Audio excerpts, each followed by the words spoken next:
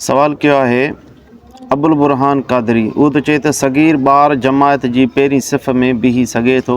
बिस्मिल्लाहिर्रहमानिर्रहीम।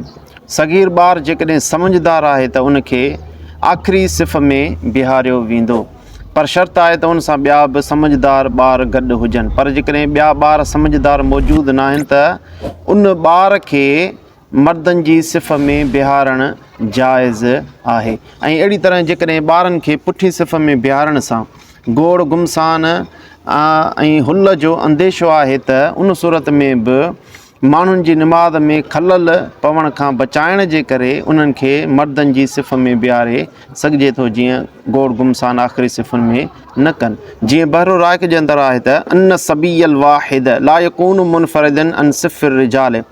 पाण फरमाईंदा त जेकॾहिं ॿार समझदार अकेलो आहे त उनखे मर्दनि जी सिफ़ुनि खां जुदा न कबो, बल यदखुलो फ़ी सिफ़िम, बल्कि उहो ॿार मर्दनि जी सिफ़ुनि जे विच में बीहंदो।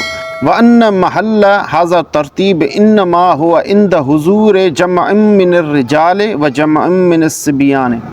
पाण फरमाइनि था त पहिरीं मर्दनि जी सिफ़ कबी, उन खां पोइ छोकिरनि जी सिफ़ कबी। इहो उन सूरत में कानून आहे जॾहिं मर्दनि जी ऐं छोकिरनि जी वॾी जमायत मौजूदु हुजे, यानी ॿिया बि समझदार ॿार हुजनि त पोइ उन्हनि जी जुदा सिफ़ बणाइबी। पर जेकॾहिं हिकिड़ो ॿारु आहे त उहा मर्दनि जी सिफ़ुनि में बीही सघे थो। यादि रखो त जेको ॿारु समझदार न आहे, यानी निजासत वग़ैरह खे नथो सम्झे, उन ॿार खे मस्जिद में वठी अचणु जाइज़ न आहे। छाजे करे जो इन सां मस्जिद जे नापाक हुजण जो ग़ालिब अंदेशो हूंदो आहे। अहिड़ी तरीक़े सां नंढा ॿार गोड़ गुमसान ऐं हुल कंदा मस्जिद में। इन ॿिनि सबबनि जे करे ॿारनि खे मस्जिद में वठी अचणु मना आहे जेको समझदार न आहे। जीअं नबी करीम सल्लल्लाहु अलैहि वसल्लम फरमायो, सुनन इब्न माजा में हदीस मुबारक हुआ, पाण फरमायो त जन्नबू मसाजिदकुम सिबियानकुम, पंहिंजी मस्जिदुनि खे सगीर ॿारनि खां बचायो। व मजानीनकुम, ऐं नाचरियुनि खां बि उनखे बचायो। व शराकुम व बयकुम, ख़रीदो फ़रोख्त खां बि बचायो।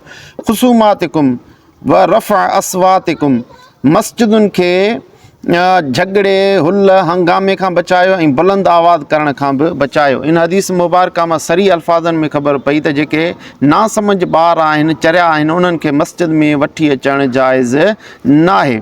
अलबत्ता जेकॾहिं ॿारु समझदार आहे, निजासत खे सम्झे थो, मस्जिद खे नापाक न कंदो, अहिड़े नमूने सां हुल हंगामो बि न कंदो, त उन्हनि खे मस्जिद में वठी अचणु जाइज़ आहे, बल्कि मुस्तहब आहे। छाजे करे जो नबी करीम सल्लल्लाहु अलैहि वसल्लम फरमायो, मुरुस्बिय बिस्सलाते, नंढनि ॿारनि खे निमाज़ जो हुकुम कयो। इज़ा बलग सब सिनीन, जॾहिं उहे 7 सालनि जा थी वञनि।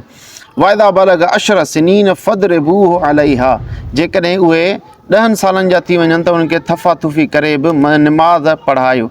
इन हदीस मां दलील वठंदे उलमा इकराम फरमायो आहे त जेकॾहिं ॿार 7 सालनि जो थी वञे त उनखे मस्जिद में वठी अचे, उनखे निमाज़ जी जीअं नंढे हूंदे खां आदत पइजी वञे।